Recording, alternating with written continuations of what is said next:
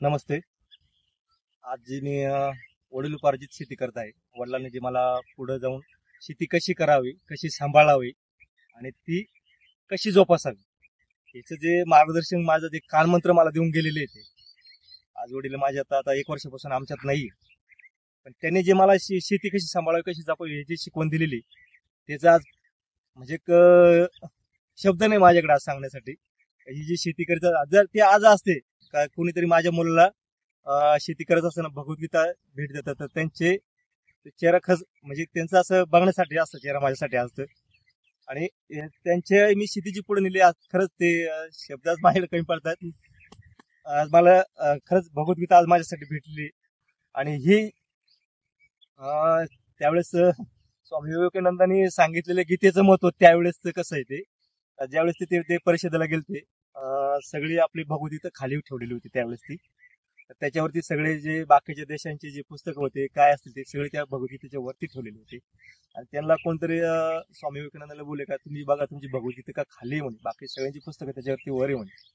तर त्यांनी एवढं खास उत्तर दिलं माझी गीता जर मी काढली ना ते वरले सगळे पुस्तकं पडतील म्हणे, फक्त माझ्या गीतेत ताकद आहे काही सगळे पुस्तकं लावून धरण्याची म्हणे. आणि ती आज भगवद्गीता मला माझ्या शेतीच्या याच्यातून मिळली. खूप खूप धन्यवाद.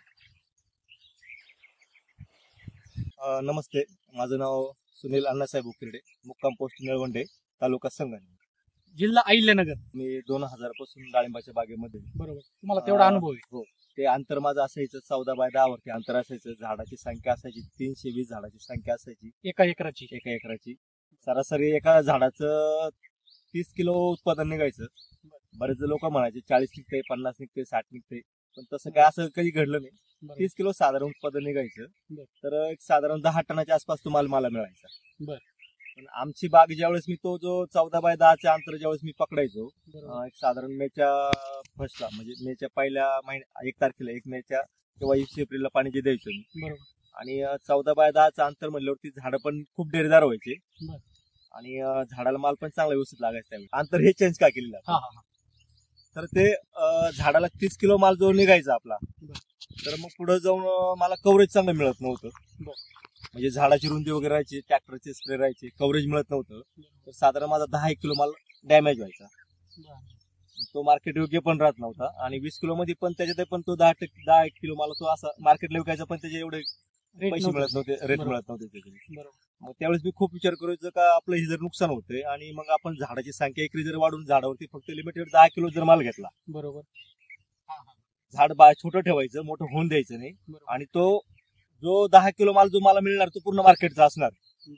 मग मी हा निर्णय घेऊन 8.5 बाय 4 वरती लागवड केली. 9 बाय 4 वरती चालती, 9 बाय 5 वरती पण चालती. हे जर लागवड केली आणि झाड जर हे बघते तुम्ही झाड तर आता हे माझं 3रं पिकाचं झाड आहे. हे आता याच्यावर मी 3रं पीक धरून राहिलेली. मग तुम्ही विचार करा लागवडीपासून आताचा कालावधी किती असणार आहे. आणि ह्याच्यानंतर जरी परत माझं शूट केलं तर तुम्ही समजा बघितलं तर अजून 5-6 वर्षांनी तर झाड मी एवढंच ठेवणार आहे. म्हणजे तुम्ही उंची वाढून देत नाही झाड?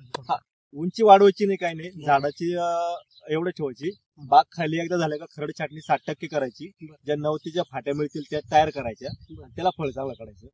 मी जे 10 किलो हिशोब पकडलेला आहे तर हा 10 किलो हिशोब नसून माझा हा 20 किलो माल पण भेटू शकतो त्याला. बरोबर. आता आपल्या एकरात माझ्या मध्ये 1000 झाड 1000 झाड 9 बाय 5 सॉरी 9 बाय 5 केला तर 1000 झाड जरी बसले 10 किलो जरी पकडलं तर एकरी 10 टन माल निघतो. टोटल तो मार्केटला 10 टन जातो माझ्याला. बापरे. आणि ह्याच्या आधी जो 10 बाय 4 वरती लागवड केलेली होती तो साधारण 4 ते 5 टन मार्केटला जायचं. 5 टनाचं नुकसान. आता फळ मार्केटला विकलं. फक्त ह्याच्यात निसर्गाने जर फटका बसला तर तेलाचं नुकसान बऱ्यापैकी होऊ शकतं. बरोबर. आता तुम्ही एवढे हुशार शेतकरी, तुम्ही तेलासाठी प्रयोग काय केलेले भरपूर, म्हणजे तर तेलाचं तुमचा आगारच आहे थोडक्यात.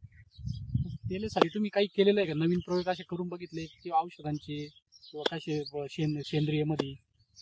आता तेलावरती जर प्रयोग करायचं म्हणलं तर तेला काही हा प्रत्येक बागेवरती काही अंश असतो. तिथलं वातावरण कसं असेल, ह्युमिडिटी आपलं टेम्परेचर वगैरे सगळं कसं असेल, तुमचं वादळ पाऊस कसा झालेला असेल ह्याच्यावरती तुमचा तेलाचा उद्रेक होत असतो. 100% तेला शक्यतो येण्यासाठी कारण मेन म्हणजे फक्त आर्द्रता ही जी असेल तुमच्या ती साधारण 72च्या पुढे जेव्हा आर्द्रता जाते, 72च्या पुढे आर्द्रता जाते आणि 28च्या आसपास टेम्परेचर असेल, ओके, त्याच्या आसपास तुमचा तेलाचा अटॅक बऱ्यापैकी होतो. बरोबर. तेलाचा अटॅक जर तुम्हाला टाळायचा असेल, झाड तुमचं सशक्त ठेवा, बरोबर सेंद्रिय खतावरती भर द्या आणि झाडाची म्हणजे ग्रोथ ही चांगली असली पाहिजे. बरोबर त्यासाठी म्हणजे अन्नद्रव्यांचं खाली सगळं uptake सगळं हे व्यवस्था असलं पाहिजे त्यात. सगळं जमलं पाहिजे. बरोबर आणि जर एवढं करून जर तुम्हाला निसर्गाचा चांगला बऱ्यापैकी फटका बसला, फटका बसला म्हणजे जास्त पाऊस किंवा तुम्ही काय स्वतःला किती तज्ञ समजत असेल मुद्द्याचं आहे तर त्याला चॅलेंज नाही. चॅलेंज नाही. बरोबर म्हणजे त्याला तुमचं नुकसान करायचं ठरलं तर 50% पासून तर 100% नुकसान तुमचं त्याला हे करतो ते वादळामध्ये. बरोबर फक्त त्यातून जर तुम्हाला वाचायचं असेल तर वादळ जर नाही झालं बरोबर त्याला तुमच्याकडे 5 ते 10% हा असू आहे. शकतो. 100. मग त्याच्यासाठी तुम्ही जे ट्रायकोबेस असेल, सुडोबेस असेल, इतर कंपन्याचे म्हणजे जो फॉर्म्युला आहे इतर कंपनीचा, जैविक कंपनीचा बरोबर सुडो, बॅसिलस बरोबर आणि ट्रायको, हे जे स्प्रे घेत असताना मग हे बुरशीनाशक असेल, कॅपटॅप असेल, अँट्राकॉल असेल, Z78 असेल, ज्यावेळेस कॉपरचं आपण घेतो हा. तर कॉपर मध्ये हे ट्रायको, सुडो, बॅसिलस चालत नाही. चालत हा. शक्यतो स्पर्शजन्य असावे. बरं. फक्त स्पर्शजन्य म्हणजे आपलं कॉपर कोणता चालत नाही. ओके आणि फार तर फार मग ताकद असेल, अवतार असेल, हा हा त्याच्यामध्ये बऱ्यापैकी याचे रिझल्ट येतात. बरोबर पण मग हे जे मी स्प्रे काढत असताना 8 दिवसाला असेल किंवा 15 दिवसाला असेल, वातावरण बघ काढत असेल, बरोबर तर बाकीचे सर्कोस्पोरा जो असेल, हा, हा. अल्टरनेरिया असेल, कॉलेट्रिकम असेल, बरोबर ऍस्परजिलस असेल, फायटोप्तरा जो असेल, हे जे रोग जे होते बरोबर हे माझ्याकडून पूर्ण गायब झाले. त्यांनी एवढे जे रोग सांगितले त्याच्यावरती उपाय पण ते केलेले आहेत. त्यांच्या अनुभवानुसार आपण त्यांचे उपाय ऐकू. आता शेतकरी बरेच जणांना ओळखतो का, हे वैतकलेला कुठे डांबऱ्या म्हणजे तुमचा सर्कोस्पोरा, सर्कस त्याला सर्रास शेतकरी हे डांबऱ्या बोलतात.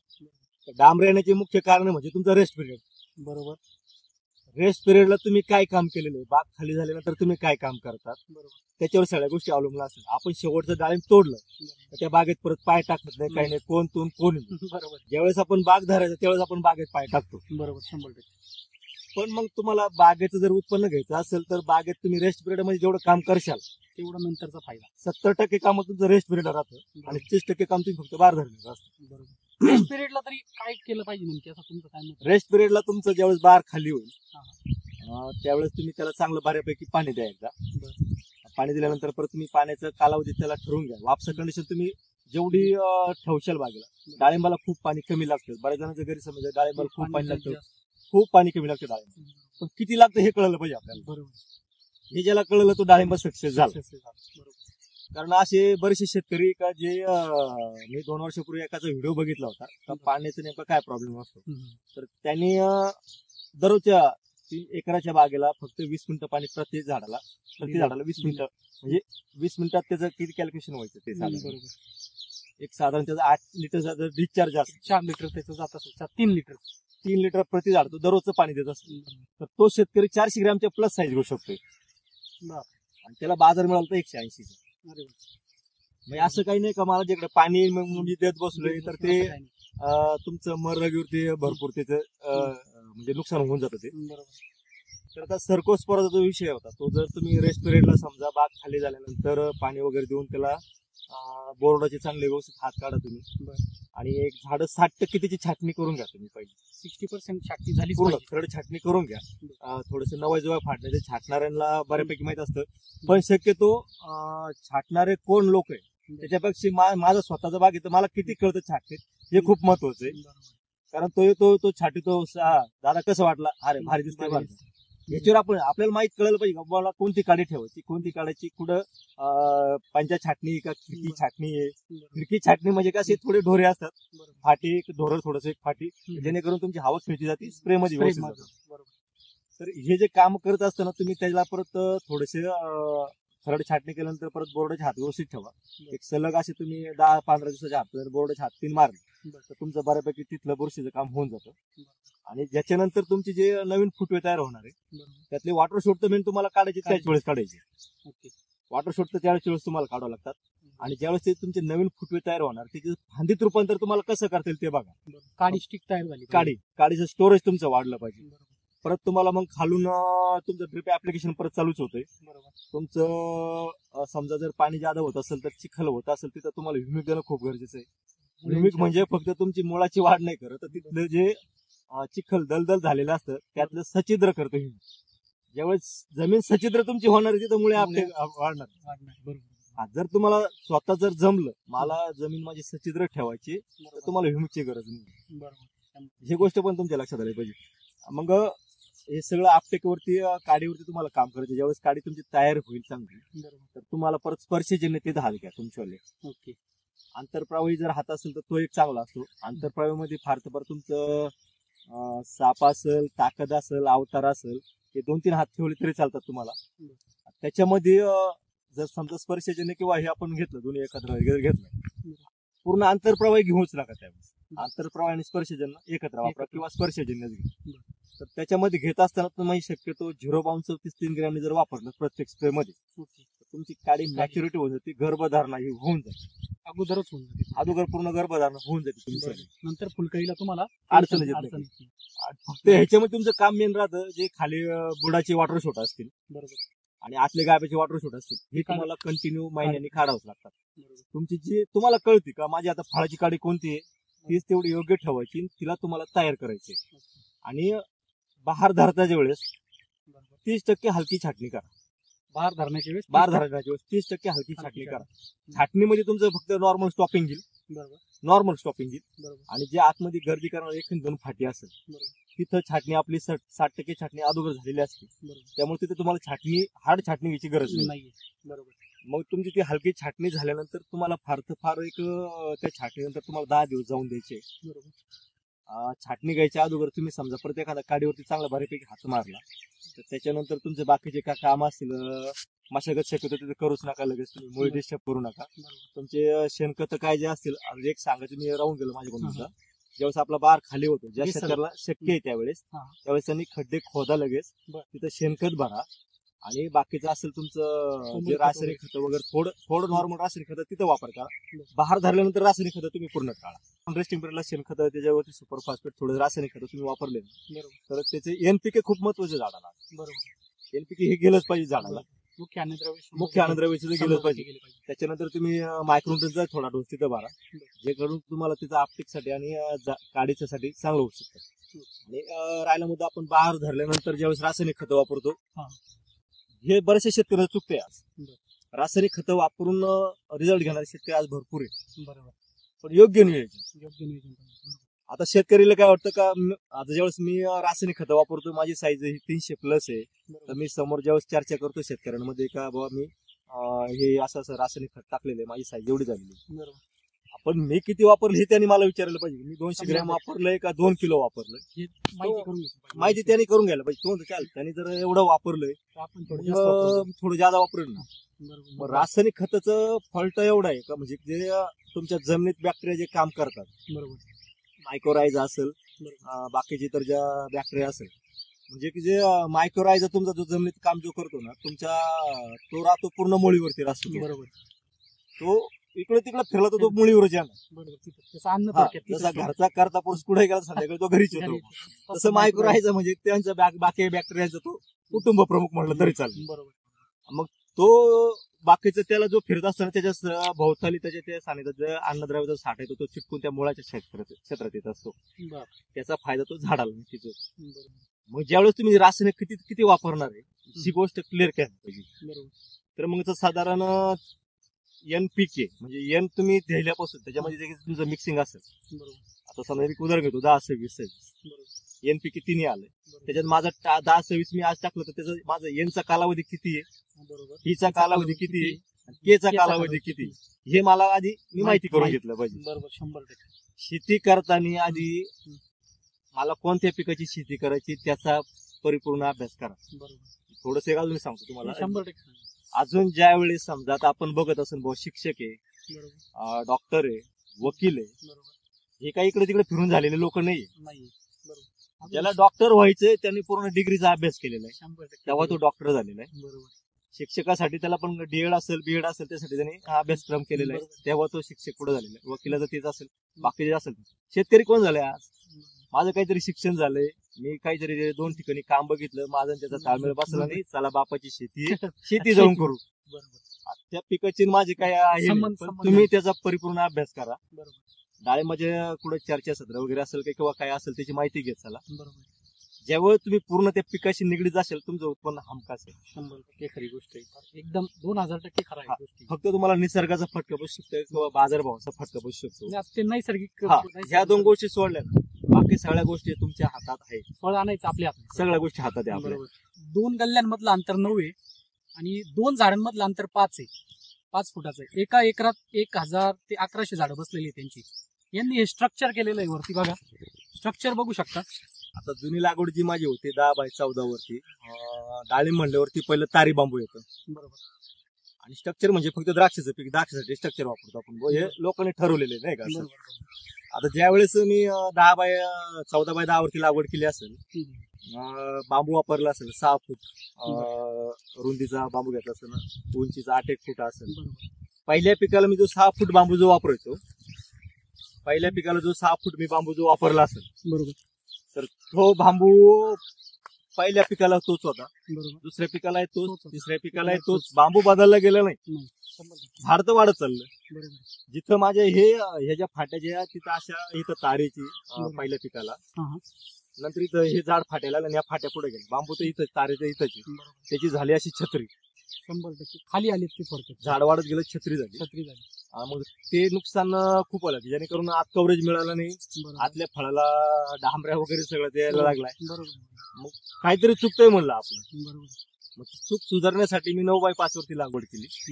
आता हे जो स्ट्रक्चरचा खर्च आहे हा जवळ आता एकरी साधारण 1.5 ते 2 लाख रुपये खर्च येतो एकरी. पण ते परमनंट होऊन जाते. परमनंट होऊन जातं. तुम्ही उद्या ते भांगारात विकलं तरी चालेल. कसं आहे बांबूला बांबूला जेवढा खर्च आहे म्हणजे बांबू जर तुम्ही करायचं ठरलं तर 40% हा खर्च आहे तुम्हाला बांबू आणि तारीसाठी. आणि दरवेळेस तुम्हाला लेबरचा खर्च आहे वेगळा. परत बांबू नवीन घ्यावा. बांबू परत मोडतोड होतं सगळं होतं हे. आणि बांबूचं काय होतं ज्यावेळेस लोड येणार झाड ते आपण लोड येणार आहे बांबू जमिनीत ओल्यामुळे खाली चालतो आणि तो खराब होत चालतो मोडतो तोडतो त्याच्यामुळे झाडाचं पण नुकसान होतं. हे जे स्ट्रक्चर फिट केलं आता हे पूर्ण फिटेजवर झालं. याला तारे ओढलेले आणि ह्या ज्या फाट्या आहे ना ह्या पूर्ण झाडाच्या खाली फाट्या आहे.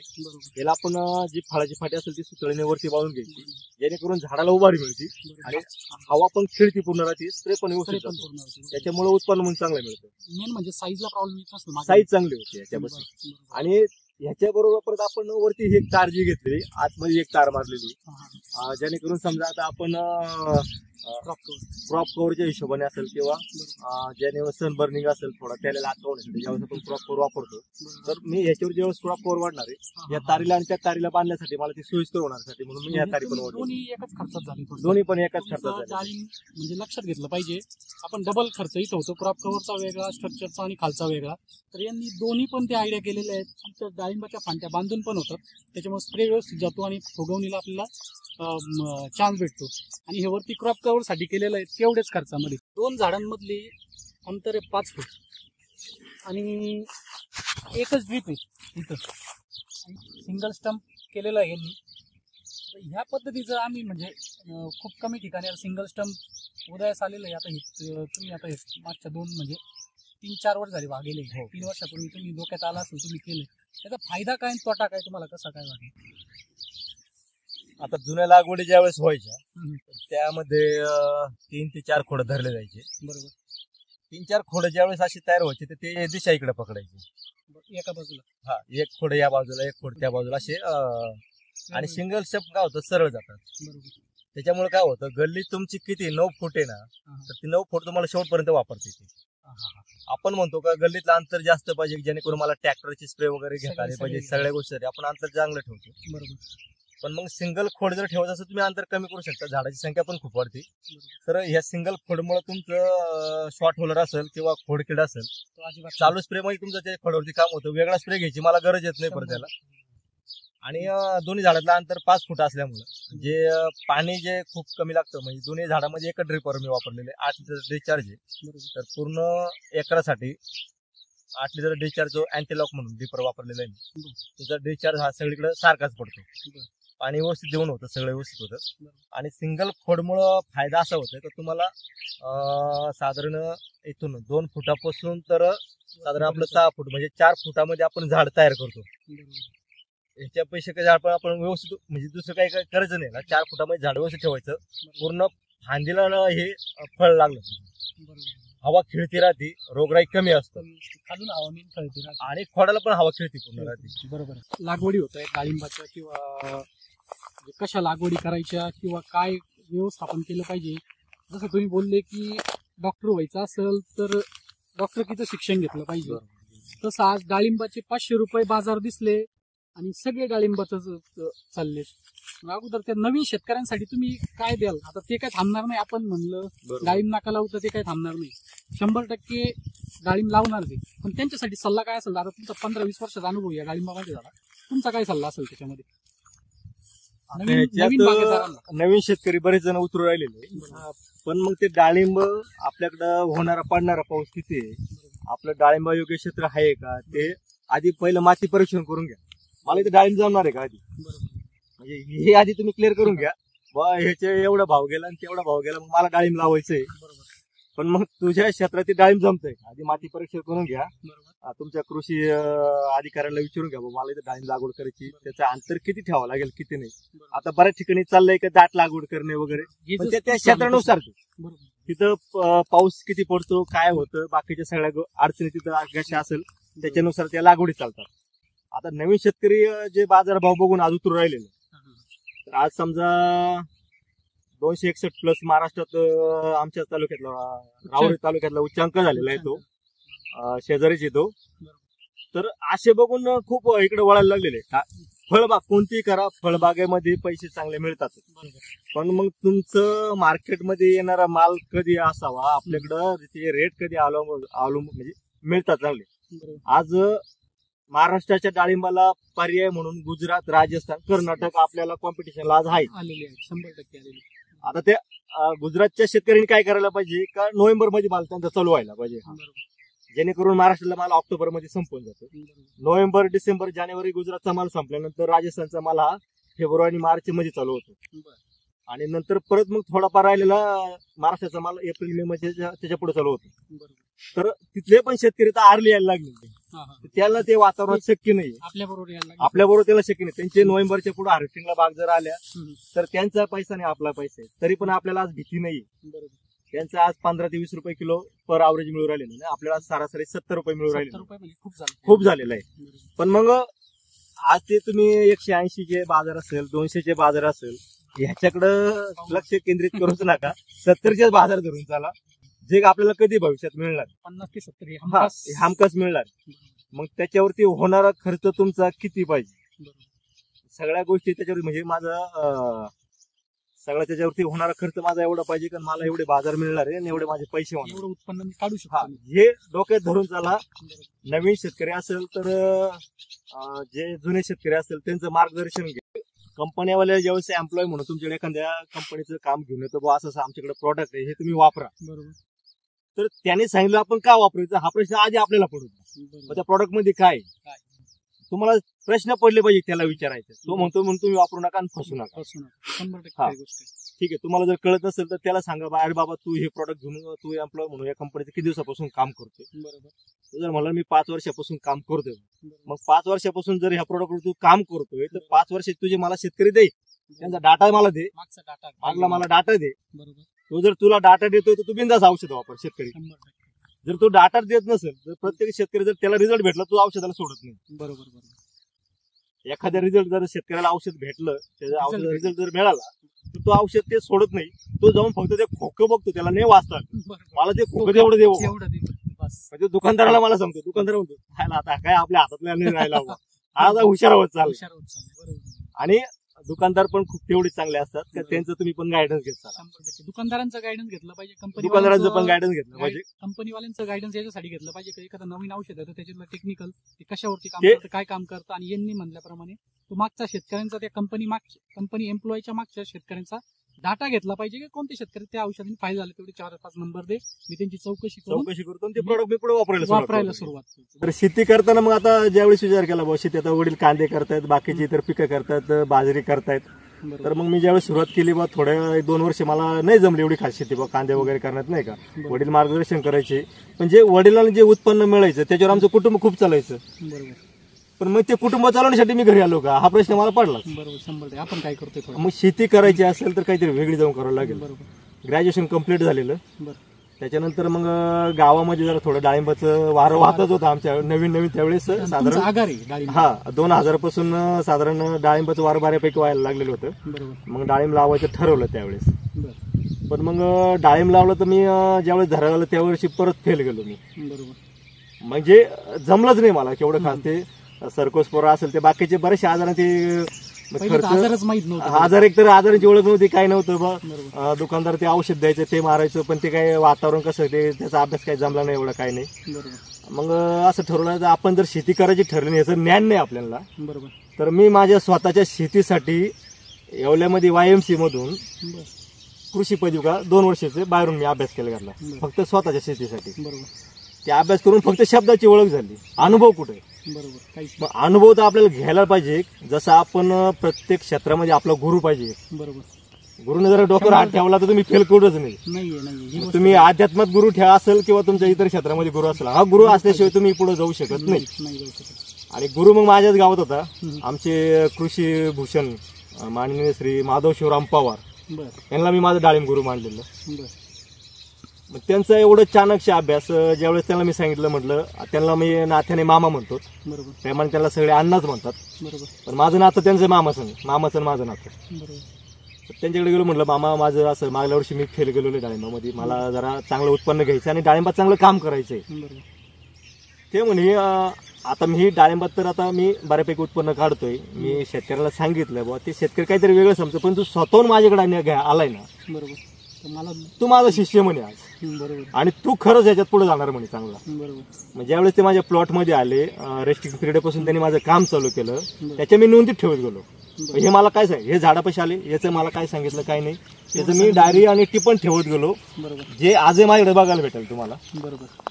आणि त्याच्यानंतर रेस्टिंग पिरियड पासून काम चालू केलं. त्याच्यानंतर परत मग बाग पानगळ केली, सेटिंग झालं. सेटिंग नंतर परत ते त्यांचे मधून गरके चालूच राहायचे. ते काय बोलायचे त्या झाडापाशी जाऊन त्यांच्या संग झाडं बोलत होते हे मला कळलं नाही कधी. ते झाडासंग बोलतात की झाड त्यांच्या संग बोलतो, मी फक्त त्यांचं निरीक्षण करत राहायचो. आणि त्याच्यानंतर मग ते असं झाडं निरीक्षण करत असताना तर मला त्यांचं अजून ते बघते त्यांचं निरीक्षण अजून आठवतं मला. तर एका झाडावरती माझे फक्त 80 फळ होतं. बरं. आणि बाकीच्या झाडावरती साधारण 150 ते 150 फळ, बरोबर. म्हणजे 100च्या पुढे फळ. आणि त्या झाडावरती फक्त 80 फळ होतं. बरोबर.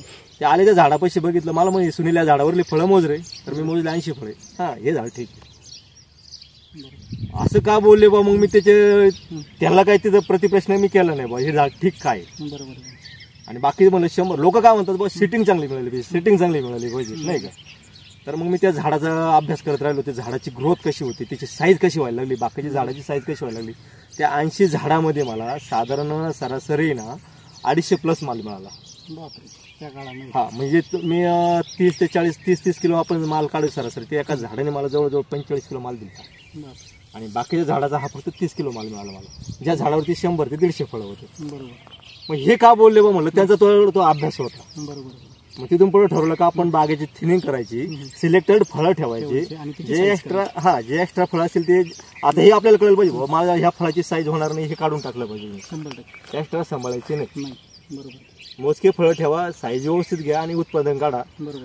असं त्या गुरुंनी मला त्यावेळेस ते ज्ञान दिलेलं असणार आहे माझ्यावाल्या. बरोबर. आणि त्यावेळेस माझा तो 1 एकरापासून मी डाळिंबाची लागवडाला सुरुवात, म्हणजे 1 एकरपासून मी डाळिंबाची लागवड सुरुवात केली बरोबर. फर्स्ट टाइम त्यावेळेस तो. बरोबर. आणि ते 2 वर्ष त्याच्यात एवढं उत्पन्न वाढत गेलं का एवढं 10 एकर क्षेत्र मी का डाळिंबा खाली आणू नको असं वाटलं. बरोबर. पूर्ण डाळिंबाची हा. बाग. ज्यावेळेस मी 2000 मध्ये, म्हणजे ते ज्यावेळेस तो गणेशचा बाग होता माझ्यावेळेस त्यावेळेस तो. बरोबर. त्याच्यानंतर मग मी 2006 साली, आता आपण हे क्षेत्र ह्याच्यात जुनी लागवड मी 14 बाय 10 वरती केली 3 एकर. बरं. त्याच्यात माझे 1100 झाडं बसले होते त्यावेळेस, म्हणजे आता एकरी 1000 झाडं आहेत. बरोबर. त्यावेळेस मी 3 एकरात 1100 झाडं लावले होते. बरोबर. आणि त्याच्यानंतर परत मग खाल्ले क्षेत्र अशी वाढत मी 10 एकरावरती झाडं, हे पूर्ण डाळिंबच मी बघत होतो. बरोबर. फक्त डाळिंब बघत होतो. यावेळेस बाकीचे आजार वगैरे जे असतील, त्याला वगैरे असेल, त्यावेळेस खूप कमी होता.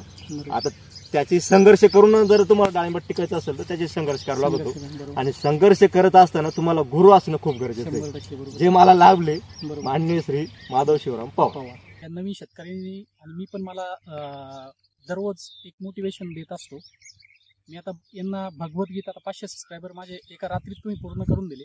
भगवद्गीता आज दुसरी भगवद्गीता वाटतं 1,00,000 भगवद्गीता मला एका वर्षात वाटायच्या आहेत. याची मदत तुम्हीच करणार आहे. आपल्या प्रत्येक लोकांपर्यंत अशा हुशार शेतकऱ्यापर्यंत पोहोचायचं. पण ज्या शेतकऱ्यांनी वडिलांचं नाव घेतलं सुरुवातीला, त्या वडिलांची एक थोडीशी एक गोष्ट मांडतो जी माझ्या मनात आली. कोणी लिहिलेली ती मला नाही माहिती. स्पर्धा ही प्रत्येक जण जगाशी करत असतो, पण माझं म्हणणं आहे स्पर्धा ही वडिलांच्या कष्टाशी जर केली ना तर यांच्यासारखे हुशार शेतकरी व्हायला वेळ लागणार नाही. धन्यवाद. असंच सर्व चांगल्या शेतकऱ्यांचं मार्गदर्शन मी पोहोचवत राहील. फक्त आपल्याला सबस्क्राईब बटन दाबायचं आहे, लाईक आणि कमेंट करायची आहे.